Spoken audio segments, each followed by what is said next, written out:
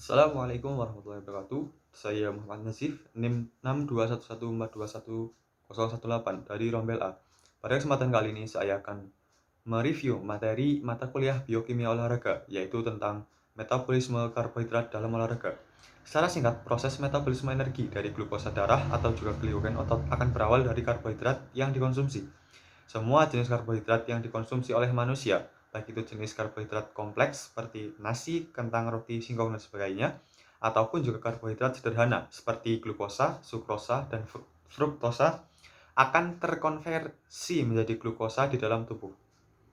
Glukosa yang terbentuk ini kemudian dapat tersimpan sebagai cadangan energi sebagai glikogen di dalam hati dan otot, serta dapat tersimpan di dalam aliran darah sebagai glukosa darah atau dapat juga dibawa ke dalam sel-sel tubuh yang membutuhkan. Di dalam sel tubuh, sebagai tahapan awal dari metabolisme energi secara aerobik, glukosa yang berasal dari glukosa darah ataupun glikogen otot akan mengalami proses glikolisis yang dapat menghasilkan molekul ATP serta menghasilkan asam pirufat. Di dalam proses ini, sebanyak 2 buah molekul ATP dapat dihasilkan apabila sumber glukosa berasal dari glukosa darah, dan sebanyak 3 buah molekul ATP dapat dihasilkan apabila glukosa berasal dari glikogen otot.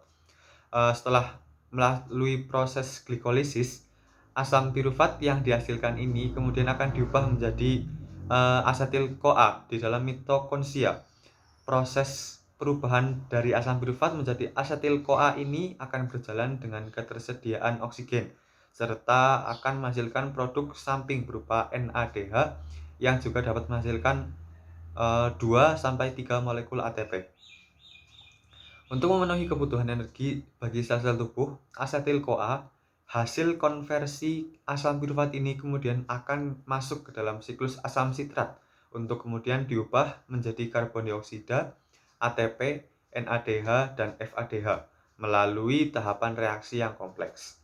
Reaksi-reaksi yang terjadi dalam proses yang telah disebutkan dapat dituliskan melalui persamaan reaksi sederhana, yaitu asetil-CoA plus ADP plus PI plus 3NAD plus FAD plus 3H2O menjadi 2CO, 2CO2 plus COA plus ATP plus 3NADH plus 3H plus FADH2.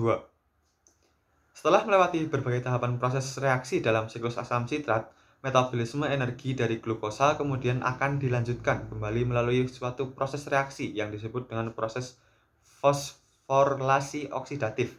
Dalam proses ini, molekul NADH dan juga FADH yang dihasilkan dalam siklus asam sitrat akan diubah menjadi molekul ATP dan H2O. Dari satu molekul NADH akan dapat dihasilkan 3 buah molekul ATP, dan dari satu buah molekul FADH2 akan dapat menghasilkan 2 molekul ATP.